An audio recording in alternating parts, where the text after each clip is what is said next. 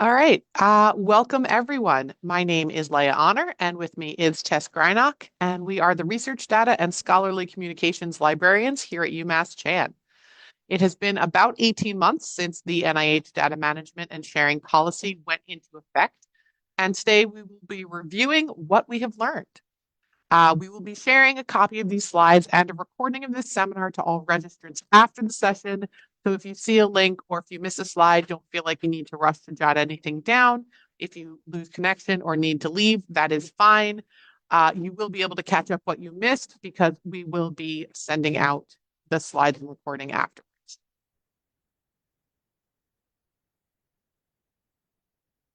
So at the end of today, we hope you will be able to define the elements of the NIH Data Management and Sharing Plan. You will incorporate new guidance that the NIH has shared on DMS plans into the future grant applications, and that you understand the steps of drafting a plan in DMPTool. So just as a reminder, the NIH instituted this data management and sharing policy on January 25th of 2023, requiring the submission of a data management and sharing plan as well as compliance with the submitted plan. This new policy replaced the previous 2003 NIH data sharing policy.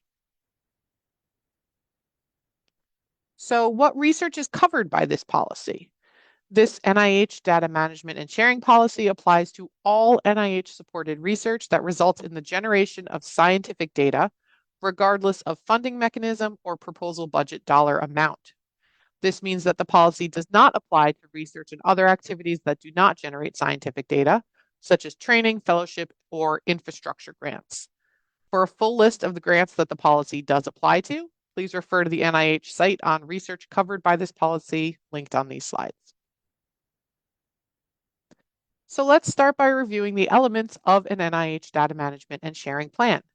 These elements are discussed in full at the link on the slide, but we're going to give you the highlights. So the 6 topics that need to be covered are data type, related tools, software, and code, standards, data preservation, access, and timelines, access, distribution, and reuse considerations, and finally, oversight of data management and sharing. So the basic purpose of the data type section is to briefly describe the scientific data to be preserved, managed, and shared. But before we jump into the details of that, let's just take a quick look at the definition that NIH provides for what is scientific data. They're referring to the recorded factual material commonly accepted in the scientific community as of sufficient quality to validate and replicate research findings, regardless of whether the data used to support scholarly publications or not. That is a little bit vague, but here's what they say that scientific data is not. It is not lab notebooks, preliminary analyses, case report forms, paper drafts, future research plans, peer review communications with collaborators, or physical objects. So they're really talking about the data collected that is supporting the work described in the grant proposal and that would be needed for research reproducibility. And in the data management and sharing plans, they want some details, such as the type and amount of data that you're planning to collect. Is it fMRI data? List that. Is it genomic data? List that. Explain what the data will look like when you share it. Is it going to be individual results? Is it going to be aggregated? And how processed will that data be? Is it going to be raw data or further down the analysis pipeline? What data is going to be preserved and shared? There should be a brief description of the metadata, which is the data about your data, and any associated documentation that will be shared, like study protocols or analysis code that can also be made available. On top of the data that you'll create, you'll need to describe sources of any secondary data that you might be using. You might be thinking that this sounds like a lot, and it can be, but the NIH doesn't anticipate that all scientific data from every study will be preserved and shared. There may be legal or ethical considerations to take into account, such as for human subject data. So here are our top tips for filling out element 1 of your data management and sharing plan. First, make sure that you list all the data types that will be produced and how much you expect to produce, whether that is in total number of participants, in samples, or in file size. This estimate of the size of the data to be collected is the most common missing piece of information. The expectation is that all data that can be shared will be, and using a table to help organize your responses to element 1 to cover all of the different data expected to be produced can be very helpful. Also, and this goes throughout the data management and sharing plan, if you are using sample answers or language from a template such as DMPTool, don't forget to customize that language to your study. If you are not using, say, plasmids, don't list them in section 1C just because they were in the sample answer given. Next up in your data management and sharing plan should be a discussion of related tools, software, and code. If somebody wanted to use your data or even to just look at the data, would any special programs or tools be needed? If you can share it in spreadsheet form, will it be stored in a format that is open, like a CSV file, instead of an Excel file, which is proprietary to Microsoft? If you have written or used code to process your data that would be needed by somebody wanting to use the data again, is this openly available? This section really needs to explain what your data will look like when it is shared and whether or not it would be easy for others to make use of it. So for element 2, make sure that all the data types and only the data types that you will be research are included on your plan. Sharing information in non-proprietary formats reduces the number of specialized tools that need to be listed in this section. Focus on any software that is needed to access and manipulate the data that you have listed as going to be shared. Indicate if software is freely available or only with associated costs. And we recommend depositing code into GitHub and registering it with Zenodo to receive a DOI for it, which can be shared. In the standards section of the data management and sharing plan, you will need to indicate what standards will be applied to the scientific data and associated metadata, that is, any data formats, data dictionaries, data identifiers, definitions, any other documentation like that. So while many scientific fields have developed and adopted common data standards, others have not. In such cases, you can indicate in the plan that no consensus data standard exists for the scientific data and metadata that you are going to be generating, preserving, and sharing. Regardless of the scientific field, the data formats that offer the best chance for long-term access are both non-proprietary and unencrypted and uncompressed. They are ideally recognized as a standard format for that data type within the scientific community. So chances are that your scientific field already has a metadata standard or schema that you can use so that you don't need to create your own each time. And it will make your data more interoperable with other data from your field. So to help find the standards for your disciplines, here we have 3 directories maintained by different groups. The Disciplinary Metadata Registry is maintained by the Digital Curation Center. The Metadata Standards Catalog is maintained by the Research Data Alliance. And fairsharing.org is a registry of standards, databases, and policies. The repository that you are planning to deposit your data in may also have their own metadata standards as well. So knowing what metadata the repository needs at the beginning of your project will allow you to collect that needed metadata as you complete the project instead of having to basically retroactively create it. So one data standard that is increasingly mentioned in funding opportunities are common data elements, or CDEs. Here at the top is the link to the NIH CDE repository where you can search for CDEs and also browse CDEs by the NIH agency or center. We have included some more information on CDEs on this slide for your information, and have covered them in previous webinars. So if you do have any further questions, please let us know. So our top tips for element 3 are to ensure that the standards or lack of standards within your field are listed for all data that you have mentioned in element 1B. Check for standards before concluding that there are none, and only state open file formats and tools that you will be using. So remember, no metadata will be generated is not an acceptable response. And if the sample answers or example text includes things like DOIs for protocols from Protocols IO, and while we would love to have all researchers register their protocols, please only mention these if you are planning to use them. Section 4, data preservation, access, and associated timelines should include things such as the repositories where you will archive your data, how the data will be findable and identifiable, including what persistent identifiers will be used, such as DOIs, or where the data will be indexed by the repository, and when other users will be able to access the data and for how long.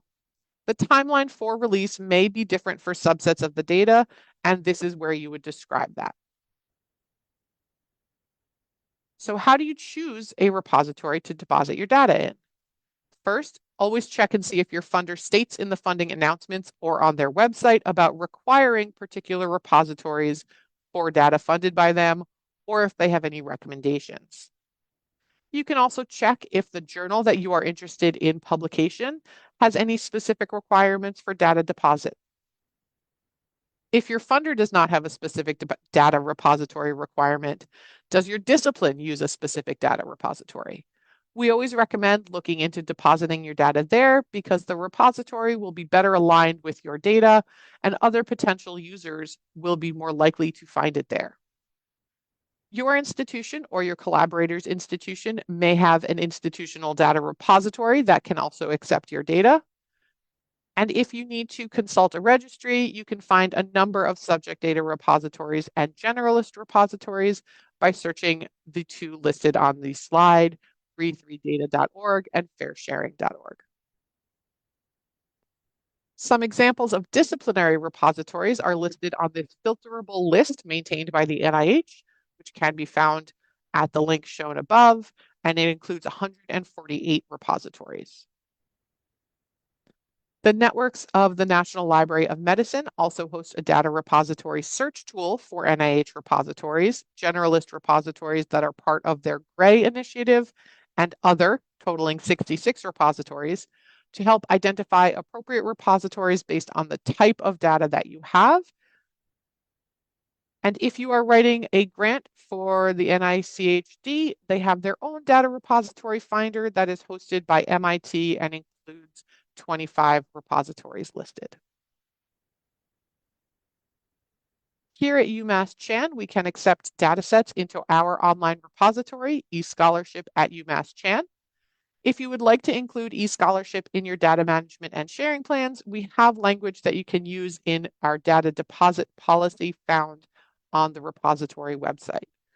eScholarship is ideal for smaller data sets that don't have any disciplinary repository options that would be better suited. If there is no domain-specific repository, some generalist repositories that the NIH recommends are Dataverse, Dryad, Figshare, OSF, Vivly, which can accommodate clinical data, and Zenodo.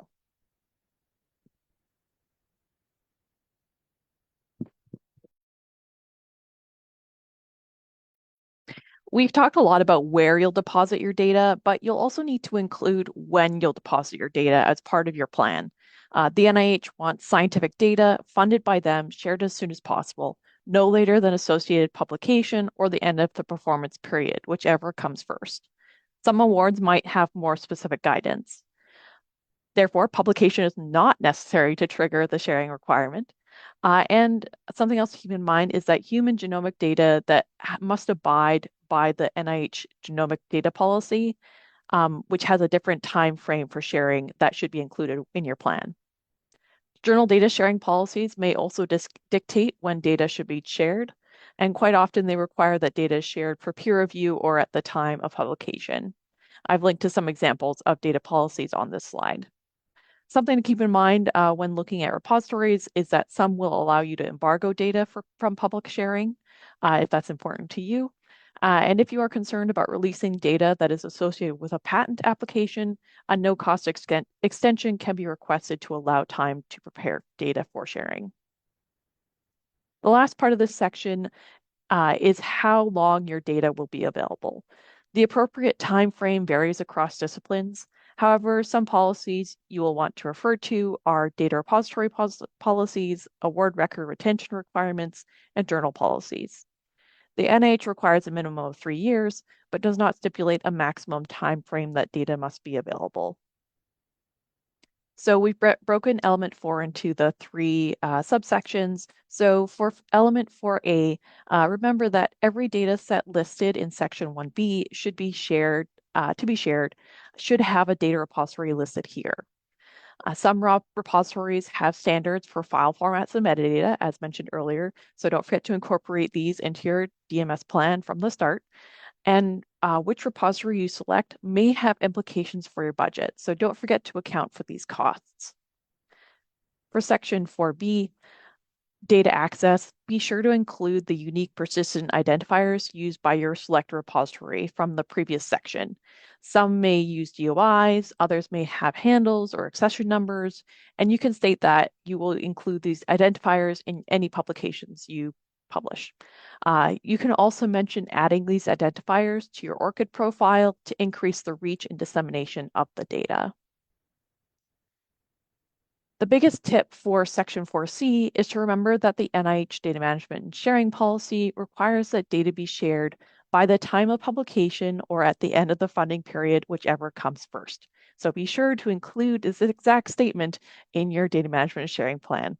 The only exception that requires quicker sharing or a slightly shifted sharing schedule is data for human genomic data, as detailed in the NIH genomic data sharing policy, which can be found the link on the slide and will be dropped in the chat.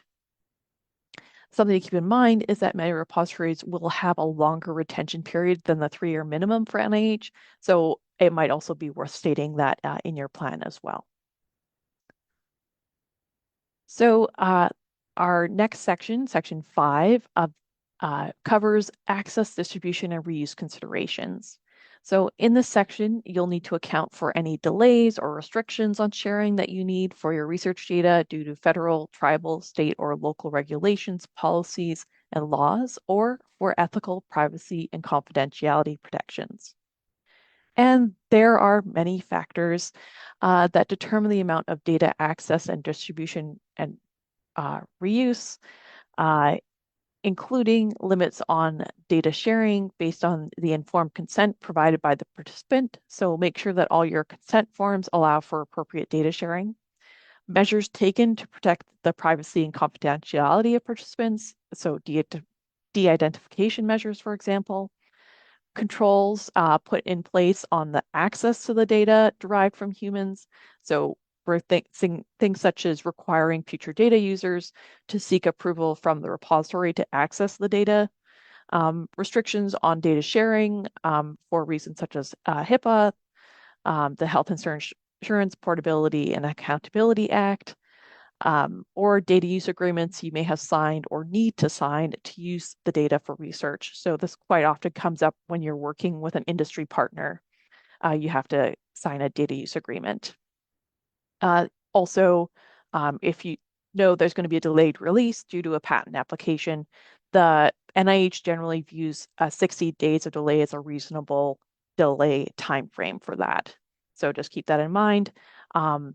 Generally, the prescribed time frame that the NIH has set out of upon publication or the end of the grant period will cover patent application timeframe as well, because you wouldn't be publishing on patentable data until after that patent has been approved. And you can ask for a no-cost grant extension to be able to have that extra time if needed. So our tips for element 5 on access, distribution, and reuse considerations. Remember that if your data is generated from non-human sources, the NIH expects data to be shared openly and without access restrictions. If your data is human-derived, check with the IRB to confirm which data can be shared, whether it's de-identified individual participant data or aggregate summary data, and what the appropriate level of access would be, whether it's open or controlled. And this should be included in your IRB study protocol and consent documentation. So you want to ensure that the repository you select aligns with the access controls you need. So make sure if you need access controls for your data that the repository is able to provide them. And if you're looking for a de-identification method to include in your data management sharing plan, two that are recommended by the Department of Health and Human Services are the expert determination method and the safe harbor method. And we've linked to those definitions in this slide. And obtaining a certificate of confidentiality, access controls, and HIPAA training are additional measures that can be mentioned in Section 5C if there is cause for limited sharing of your data. So oversight of data management and sharing is the final section of the NIH Data Management Sharing Plan and covers how the plan is going to be monitored and who is going to ensure that the plan is followed and how often it will be checked. Keep in mind that plans do and will change, and what you provide as part of your grant proposal can be updated as needed. So some tips for element 6 is that at UMass Chan, PIs are expected to be responsible for their own data management. And don't forget to mention the frequency of how often the plan will be reviewed. We recommend annually, which aligns with the annual research performance and progress reports or RIPRs. If the sponsoring institute or center is asking for a university official name to be included in the plan for oversight, please talk to your Office of Sponsored Programs specialist. So overall, for plans in general, some of the most important tips to keep in mind are that to use one of the templates and to check that all the data types are accounted for in each section. You also want to focus on data for these plans. You do not need to include where your publications will be preserved. Also keep in mind that certain institutes give more feedback and have extra requirements for their DMS plans. So check for funder-specific guidance when creating your plan. Once you have written your DMS plan, submit it with your grant.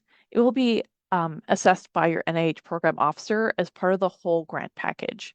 These plans do not affect the proposal score, but you may have just-in-time revisions required to the plan before funding is granted. Monitoring is done through the RIPRs, and compliance with the submitted plan may factor into future funding decisions. The NIH will be able to check if there is any missing data by referencing the DMS plan and any publications submitted. So be thorough in the initial draft and submit any revisions needed to make sure that your DMS covers all of the data that is produced and required to be shared. And just released yesterday, September 23rd, 2024, there is now information about the new RIPR questions that are about data management and sharing plans that will be required on RIPRs on October 1st and onward. So those questions are: what data has been generated to date and what type? Has this generated data been shared for use by others, and in what repository, and what is the unique identifier for that data? If data has not been shared, what is the status of the data sharing? So is it being prepared for submission, submitted to a repository, not yet expected to be shared? And if needed, what corrective actions will be taken to comply with a previously approved plan, and describing any anticipated significant changes to the DMS plan in the next year. And just keep in mind that these changes that you want to make may require prior approval of a revised plan. And so to help you create your plans, the NIH has provided an optional format template, which we strongly recommend using. A live fillable version is in the works, we have heard, but it's not yet available. However, there are tools that can help. So to help you create data management plans, including NIH data management sharing plans, UMass Chan has institutional access to DMPTool. So to access DMPTool, and I'm going to go ahead and take over the sharing.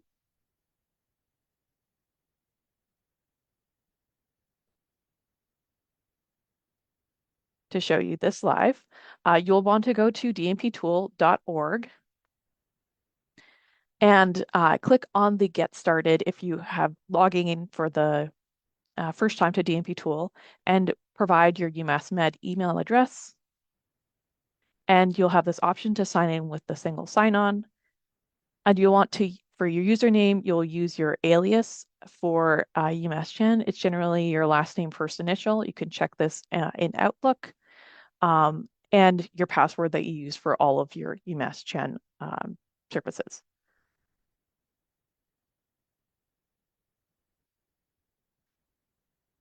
And once you're here, to create your first plan, use this Create Plan button, or there'll be a Create Plan button down below as well.